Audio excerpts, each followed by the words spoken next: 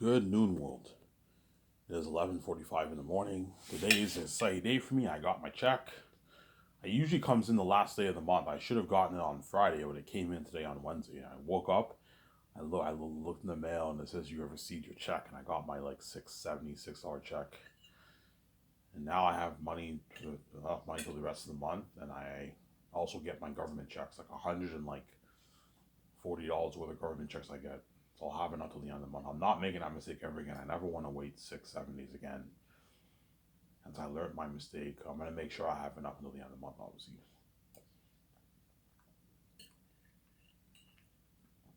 have my coffee, eat my breakfast, and after this video, I will take my shower.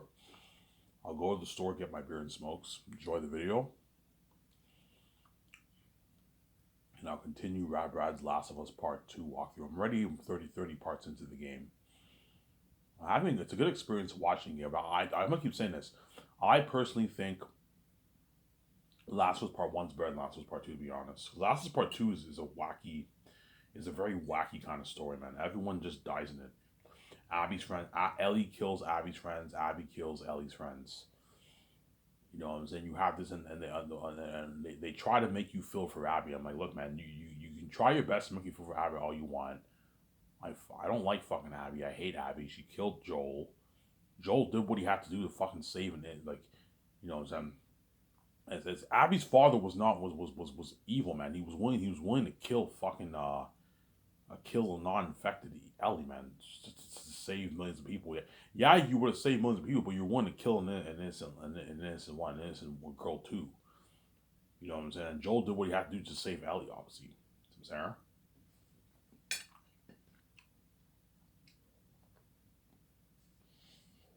But the movie, the game, Naughty Dog did their very best to try to make you feel for Abby. But look, man, you're not gonna make me feel for Abby. Abby murdered fucking Joel. I don't like Abby at all, man. Abby, I don't like. I don't know.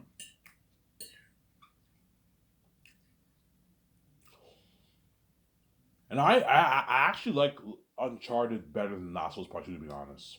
Before I said Last of Us Part 2, I like Uncharted Thieves End better. I had a better experience watching that game than watching. I like Uncharted Thieves End better than Last of Us Part 2. But you can argue Last of Us Part 1 is better than the Uncharted Thieves End if you want. Story wise, maybe, but gameplay, I'd say Thieves End's probably better.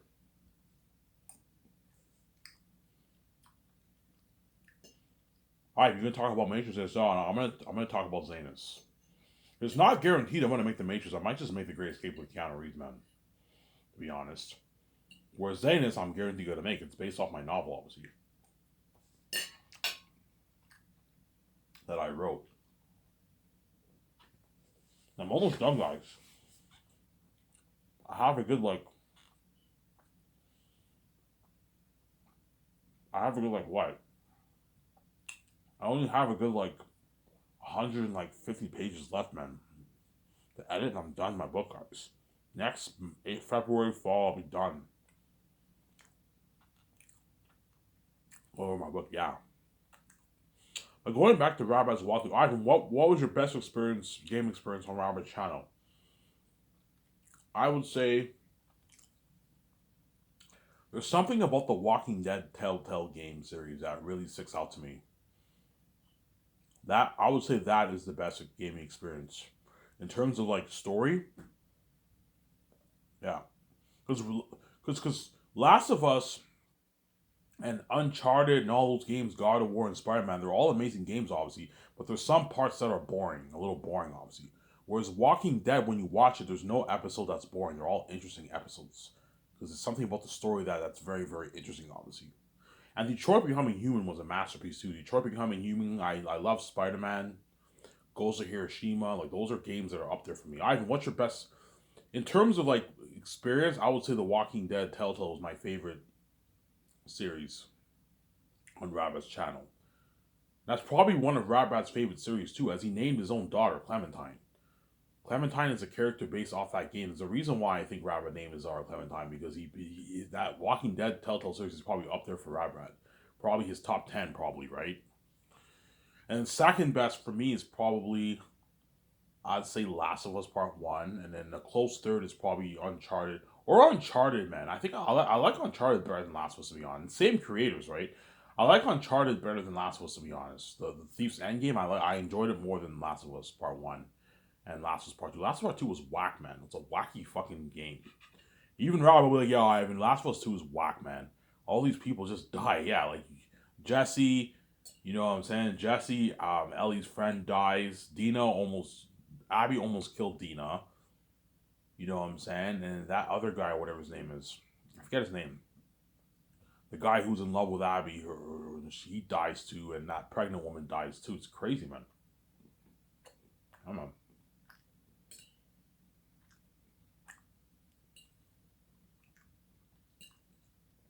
It's fucking crazy. Yeah.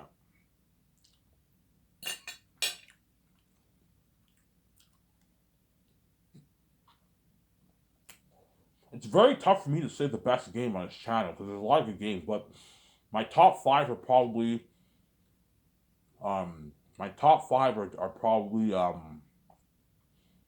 Walking Dead, Last of Us Part One, Uncharted, and Detroit Becoming Human, Spider Man. You can also throw God of War in there. You know what I'm saying? The Tomb Raider series are really good. I like those series. I'm saying a lot of good games, and Ghost of Hiroshima too. It's like that's an amazing game too. So I can't really have a top five. I have like a top seven, top eight. And you also have Spider Man Morales. That was up there for me too. Red Dead Redemption 2, as well as his Resident Evil games. Yeah, Rabbids Resident Evil 2 games are fucking amazing. They're up there too. Yeah, it's tough. So I have like a top 10. I don't really have a specific order, but I have like a top 10, top 12. You know what I'm saying? Yeah, obviously. That's why Rabbit is so good for my company. Obviously, I'm gonna hire him if I do the game division, which I most likely will. And he'll be doing my walkthroughs. My Zanus walkthrough, look an amazing game for that. What will Zanus be like? I don't know. Zanus will be like,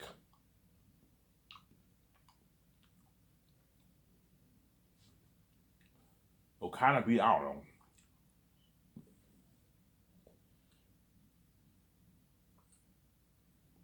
I don't know how to. Will it be like Elden Ring, Ivan? No, it will not be like Elden Ring. Because Elden Ring is an open world game. Now, I'm going to hire Epic Games. The people who did Epic Games, who did the Matrix Awakens, I'm going to hire those same people to do my Elden Ring games. My Xenos game. I'm going to hire those very people to do my Xenos game. The people who did Matrix Awakens, hire them, Epic Games, to do Xenos. You can hire the storyboard people who did Elden Ring and like the original The Rings to do your movie, to do your game, to do the story. Whereas for the developers, hire the people who did the Matrix Awakens. That way you get Unreal Engine 5 technology for your game if you want. I'm gonna tell them, guys, have it be one game and you tell the whole story in one game. Guys, how long? Make a good 25 plus hour game. Don't make a short 10 hour game. No, make a 25 plus hour game and tell the whole story. Okay, Ivan, and tell the whole story. Make this amazing Xanax game. Yeah, Ivan, you want it open world or you want it story driven? No, I want it story driven. You know how Last of Us is a bit open world but it's story driven? Yeah, something like that. It's story driven, guys. The game is story driven, Samsara. Story driven games are better than open world games. Oh.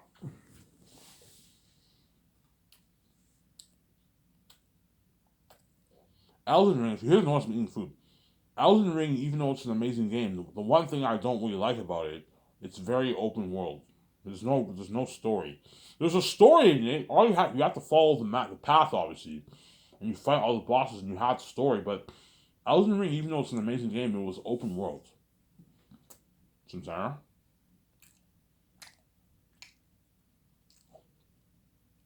Alright, if you like open world games, I like open world games, but like, it's better to do a story driven game. That way you give the fans a better experience. Sincera? Because even though Elden Ring was a masterpiece, was an amazing game, the one flaw I didn't like about it wasn't really story driven. You just go to all these locations and you fight bosses. And once you fought all the bosses, you beat the game. Okay? But I believe Elden Ring is probably game of the year for this year, to be honest, or perhaps God of War Ragnarok. We'll see what happens. I don't know if God of War will top Elden Ring, to be honest, but I mean, we'll see what happens. Obviously, it's tough to top Elden Ring. Elden Ring is probably the best sword game that came out in a while, man. There. That's why I believe they should remaster the Lord of the Rings games that came out like 20 years ago. They should remaster it, obviously. You're gonna see Rabbit how excited he is to play the Zayas game. I can't wait to cover this game. He takes a picture. Ivan, how much are you making your Zayas game for, by the way, Ivan? I'm like, yeah, Rabbit, I'm gonna make it for like $460 million. Like $460 million? Holy shit. That's the most expensive game ever made, Ivan. You know what I'm saying? You're looking at it, right? You're gonna, yeah, Rabbit. I'm gonna put Unreal Engine 5 technology into the Zane's game. Unreal Engine 5, like Mages Awakens into the Zane's game. Yeah, it's like holy shit, Ivan. That's fucking. You're gonna be Tactics in the game? Yeah, I'm gonna be Tactics, and I might even do multiplayer. Ivan, will Zane's be single player or double player? It will be single player. It'll be single player, obviously, but you don't just play as me. You play as all the other characters too. You play as Maramis. You play as Cassius. You play as Suetonius, Papyri. You have scenes when like in the war, you have an option to play as me, play as other characters too, obviously. And I'm like, guys, make the wolves and bats scary and the crows scary and all. So yeah, I would do that for you. They make the crows and bats scary in the game. And Rabbit's all excited to play the game, obviously. Yeah, can't wait to cover this game. He takes a picture of the game. You see the last hope for Zayn's game. He won't post. He won't post the announcement on his Twitter because I didn't sell. It's why behind the scenes, but guaranteed he might take a picture of the game. I can't wait to cover this game. He takes a picture of it. He just says, I can't wait to cover this game. He takes a picture of the game. You know what I'm saying? Or he might take a picture of his set, his game recording set, obviously. I can't wait to cover this game. He might do something like that. And all his fans, he gets like 100,000 likes on his Twitter or Instagram, you know what I'm saying? And all his fans are going crazy. Oh, man, I can't wait for you to cover this game. You know what I'm saying? The whole world's going crazy for that walkthrough. That's something crazy, yeah, man. You're looking at something crazy. And after this video, I'm going to take my shower, brush my teeth, and I'm going to go to the store and get my beer and smokes. Then I'll get beer and smokes again tonight. Yeah. Get beer and smokes, watch my video, enjoy the show with you guys. And I'll watch it, I'll get beer and smokes again tonight. And I'll watch Rad's Last of Us Part 1 walkthrough. Obviously. I'll watch Rad's Last of Us Part 1 walkthrough, obviously. I didn't know I'd get my check early, man. I told you, sometimes my check comes in 2 days earlier. Either the last day of the month, second last day of the month, or third last day of the month it comes in sometimes. It just depends on the month. This month I got it 2 days earlier, so I'm happy. I don't have to wait 2 days. I got it today, obviously.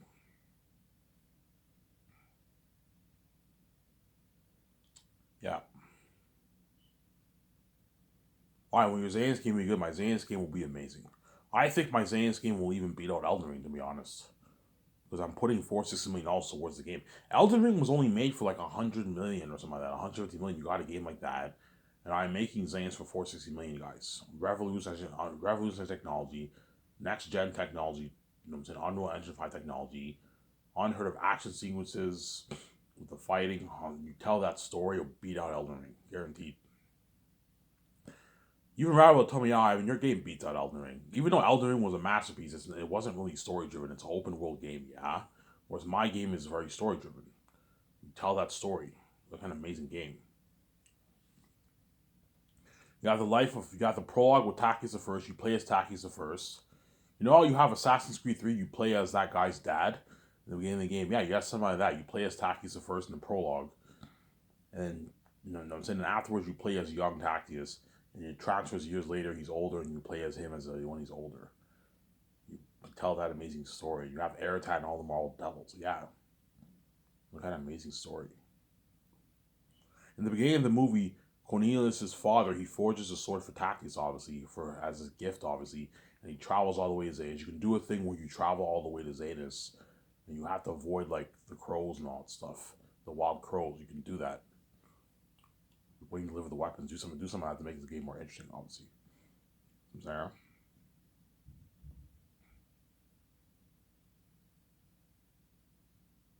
Yeah, you can do that. Obviously, it's something amazing.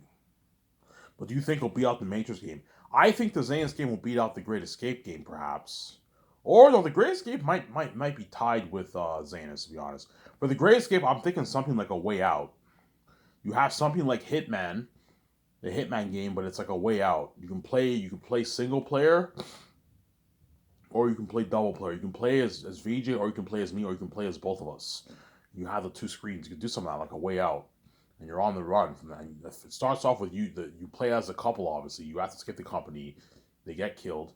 And it transfers. Then the good like chunk of the game is you and VJ looking for jobs, and you work in a company and you train in the company. Obviously, and eventually you're on the run. You're kicking ass.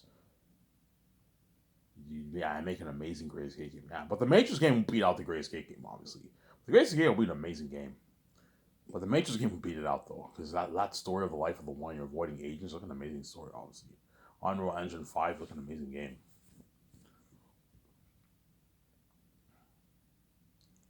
You're looking at an amazing game, yeah, man. But it's tough because I also want to do the Great Escape badly too. So there's a high chance I might just do the Great Escape. I might not even purchase the rights on the Matrix. I'm gonna have to have that big talk with VJ. Hey VJ, do you want to do the Amazing Great Escape movie, or do you want to do the Matrix trilogy? Ivan, let's do the Matrix. Fuck the Great Escape. Yeah, I do the Matrix trilogy. You know what I'm saying? Yeah, obviously. I guarantee Keanu Reeves is pissed off, obviously, because he wants to do that Great Escape movie so bad. Keanu, it's not guaranteed I'm gonna do the Matrix. I might just do the Great Escape. I might just do the Great Escape. There's a high chance I will do the Great Escape over the Matrix. Because for the Great Escape, I don't have to purchase any rights or anything. I don't have to purchase any rights or anything like that, man.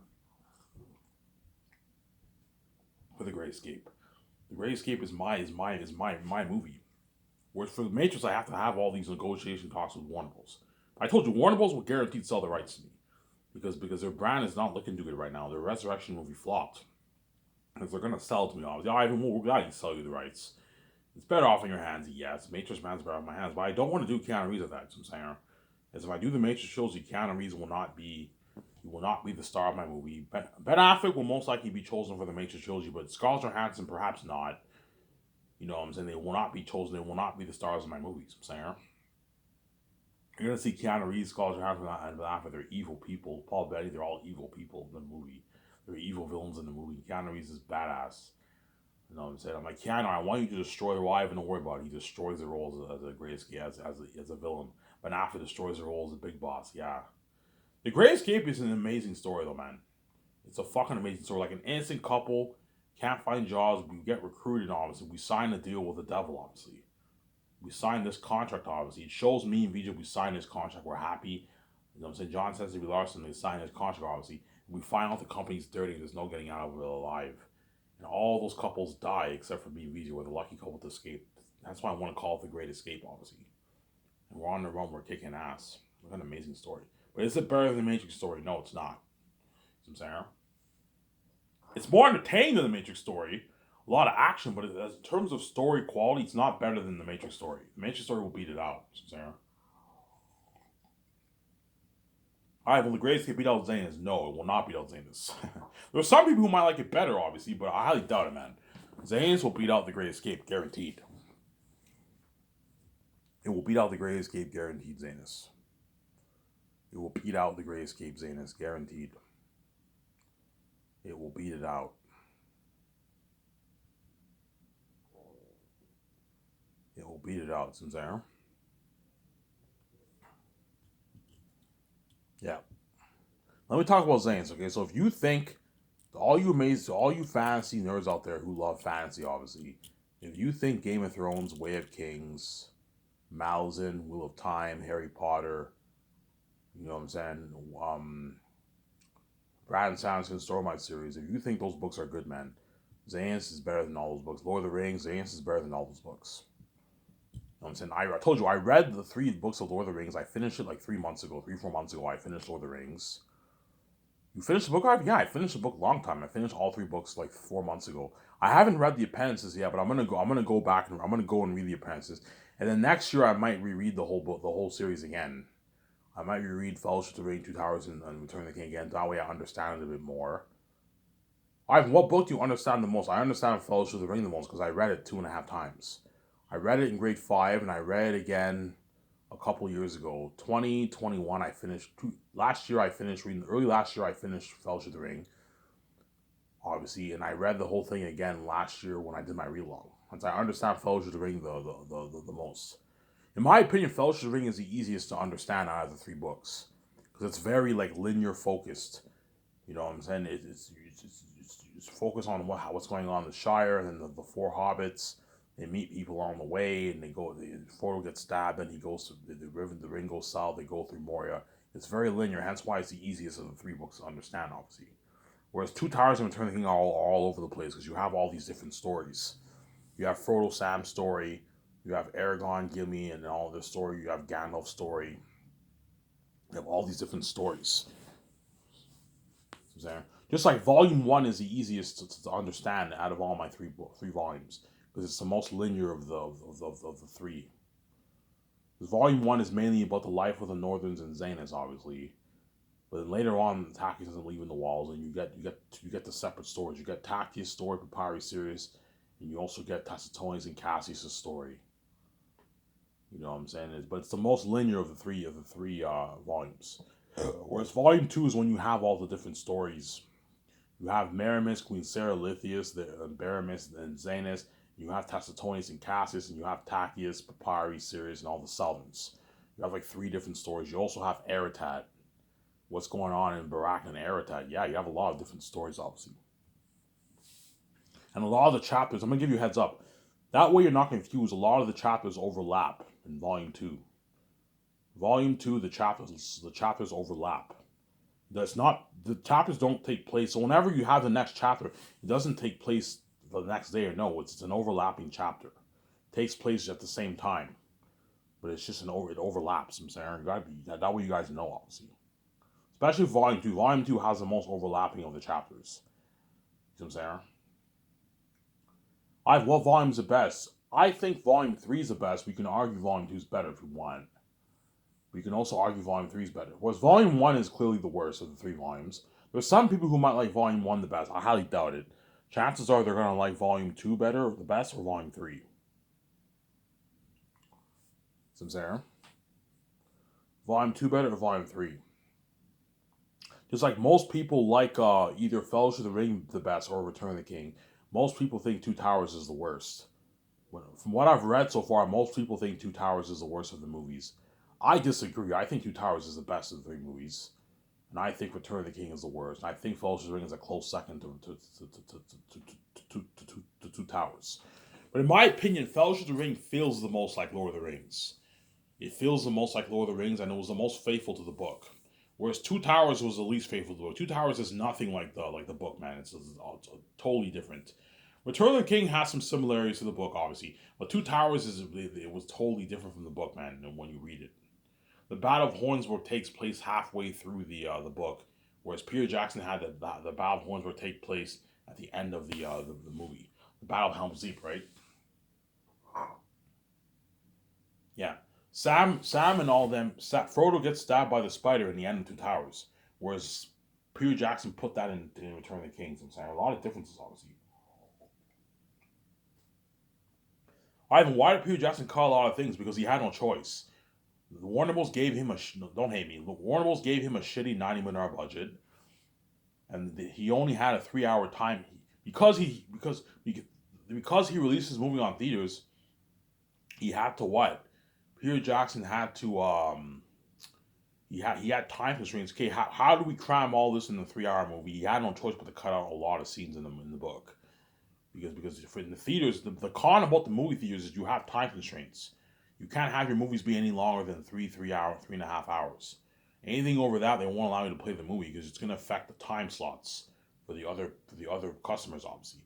And that's why Peter Jackson had no choice but to cut out a lot of things in the book, obviously. He also cut out a lot of things for pacing, for the sake of pacing. To keep the story pacing, we gotta cut out all this stuff, man. In J.R.R. Tolkien's book, man, cut it all out. You have to cut it all out. Yeah. In Fellowship of the Ring, when I read it to you, obviously, you have a lot of things going on. Frodo and them, they meet the elves, they meet Tom Bombadil, they meet Glorfindel, they meet Gildor, they meet Fatty Bulgur. That's not in the movie. What Peter Jackson did, he had them leave the Shire, and it cuts to them on Mr. Maggot's crops. So he mentions Mr. Maggot, obviously, but they don't meet Mr. Maggot in the movie. They're just in Mr. Maggot's crops, and they get off the road. You know what I'm saying? And what? And yeah, because Peter Jackson had no choice but to cut out a lot of things, obviously. Yeah, Peter, you may do that for Lord of the Rings. I don't want you doing that for Zanus. I don't want you cutting out like half the stuff in my story, Peter. Otherwise, you can ruin the story. I'm saying. Yeah, man, that's what good my book is. My book is so good that even Peter Jackson, when he reads it, he'll be like, "Holy shit, I want to get my hands on this story." Yeah, he's gonna be salivating over my story. Mel Gibson will be salivating over my story. I want to get my hands on this story. Yeah, that's why you're gonna see how hard Peter Jackson and Mel Gibson are gonna fight for that job, man. You're gonna see them fighting hard for that job. Because you're looking at a masterpiece. Yeah, man, better than even J.R.R. Tolkien's Lord of the Rings. Yeah, man. Better than even J.R.R. Tolkien's Lord of the Rings. Yeah, man. Looking at a masterpiece. And all you Lord of the Rings nerds and Lord of the Rings read are going to be like, holy shit, I even wrote a masterpiece. This is better than Lord of the Rings. Yeah, you're all going to become crazier Last of Us fans than you even are Lord of the Rings. All you fantasy nerds on Fantasy Reddit who love fantasy, you're all going to become crazier Last of Us fans than you are even Lord of the Rings, Way of Kings, Game of Thrones. Yeah, man. I'm a son of God, obviously. I'm more famous than all these guys. And I wrote a better book than all those guys. I'm going to be crowned the fantasy king once you read my Zanus story. I'm going to be crowned the fantasy king, guys. Really, Ivan? Yes. I'm going to be crowned the king of fantasy once you read my book, obviously. I'm going to be crowned the king of fantasy. Look at an amazing story. I'm going to be crowned the king of fantasy when you read my book, obviously. That's why Peter Jackson, all them. And the good thing about the direct to 8K Blu-ray, Peter Jackson doesn't have to worry about time constraints. He'll be like, yeah, Ivan, I don't have to worry about time constraints. You know, so he'll even tell me, Ivan, we don't need to cut out much things in your book. Your story is the almost perfect story. All your scenes will translate well on screen. Yes. I was like, Ivan, I don't know. I might cut out maybe a good 5% of what's in my book. I'll cut it out. 5, 6, 7% I'll cut out in my book, obviously. And I'll change it to something else, or I'll just, to keep the story pacing, I'll cut out a few things. I'm like, Peter, I don't want you cutting out a bunch of things like you did for Lord of the Rings. Yeah, I had no choice, man. Lord of the Rings was too long of a book. I had to cut it all out. Whereas for your book, it's easier to follow. We can follow all the scenes easily. Yeah, my book is much easier to follow than Lord of the Rings. Lord of the Rings, J.R.R. Tolkien has so many things going on in every page. They camp for 2 days. They travel 10 miles, 20 miles. In like 3 pages, they travel like 30, 40 miles. It's crazy. They meet all these characters. You have all this dialogue. Peter Jackson had no choice but to cut it all out. Yeah, I had no choice to cut all that out for Lord of the Rings. It's too long. Whereas your book is only like a 600-page book. Easily follow all the scenes. When you add scenes, yes, I will add scenes and I'll add dialogue to make it more interesting with Eretat and all them and the human characters. But I'm going to stay true to the story. I'm going to follow the story. But I'm going to add a lot of, obviously, dialogue and details and cut out a few things here and there. But I want to make sure I'm faithful to the DNA of the story. You know what I'm saying? Like, Peter, make sure we're faithful to the DNA of the story. Don't cut a bunch of stuff like you did for Lord of the Rings. Yes, it's an adaptation. An adaptation, you don't have to have it exactly word to word like the book. But follow the DNA of the story, Peter. Don't drift away from it. There's nothing wrong with us adding scenes and details to make it more interesting. But let's follow the story. We can add stuff in the scenes to make it more dramatic if you want. You know what I'm saying? You can do that. Add more scenes with Eretat and Barack if you want to make it more interesting, but we follow the story. Okay, Ivan, she's just saying, yeah. Ivan, so what's the story? Okay, I'm going to tell you the brief definition of my story. It's pretty much about you have a clash of kings. Tactius is a prince of the north. Eretat is the king of the south, obviously. And Eretat wants Tactius dead. Why does he want Tactius dead? I don't want to spoil so for you. You'll see what I mean when you read the book, obviously. But even though it's a story about a clash of kings, the prince of the north the king of the south, the king battle of the mountains. Obviously, there's a deeper plot, there's a deeper plot and deeper meaning that drives the narrative of the story. I can't tell you what it is without spoiling the story for you. Hence why Zayn's is a masterpiece, and it's even better than even Lord of the Rings. You know what I'm saying? As the story of Zayn's is more deeper than even Lord of the Rings. As Lord of the Rings is just about Frodo destroying the One Ring, and then Aragorn and all of them fight the armies of Saruman and Sauron, and Aragorn takes a path to become king. That's pretty much the story, obviously. Where Zayn's is a much deeper plot than that, than destroying the One Ring. Yeah. So, Ivan, Eretat in the book is pretty much his purpose. He wants Tacius dead. That's all he thinks about. The moment Tacius was born, Eretat wanted Tacius dead. Obviously, he wants him dead. He hates Tacius. As well as Ephesus, they want Tacius dead. Why? Because I don't want to spoil the story for you. So, it's like an amazing story. Ivan, is the plot simple? The plot is simple and as well as complex at the same time. Simple to understand, but if you have to make sure you read it carefully. It's simple, obviously, but it's also genius and complex at the same time. When you really think about it, obviously, it's an amazing plot, man. Look at an amazing story that I wrote, yeah, man.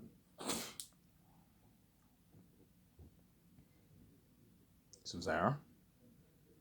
All I'm gonna say is, even though Eretat and Ephesus and all of them are the king animals of the south, obviously, they still envy Tacius. Why? Because Tacius is the prince of the north. He has the northern throne, obviously. So are you saying, Ivan, they envy Tacius? Yes. Eretat and Ephesus envy Tacius because Tacius is the prince of the north. He's the heir to the northern kingdom, obviously. Whereas the north is all holy and it's beautiful, obviously, whereas the south is all cursed. Why is it cursed? I won't spoil the story for you. You'll see when you read the book, obviously. So even though Eretat's a king and Ephesus is a king, obviously, they still envy Tacius because Tacius is the prince of the north. He's the heir to the northern throne, man. He's the heir to the northern kingdom. Whereas Eretat and all of them are the kings of the southern kingdom, obviously. That's why I look at a masterpiece, yeah. So the moment you pass the north from the south, from the south, the north from north, the body from the north to the south, obviously, you're in a different atmosphere. You're in the animal kingdom, and Eretat is the king of that region. He's the king of the south, and Ephesus is the king bat of the mountains and the ancient. He's the king bat of the ancient Gilead city and the mountains. Ephesus. Look at an amazing story, yeah, man. That's why people ask me, yeah, I mean, you wrote a masterpiece, man. If you apply this kind of story, you're looking at an amazing story, yeah. You have all the Safians, they journey through the mountains. They're all scared and they're in Ephesus territory, obviously.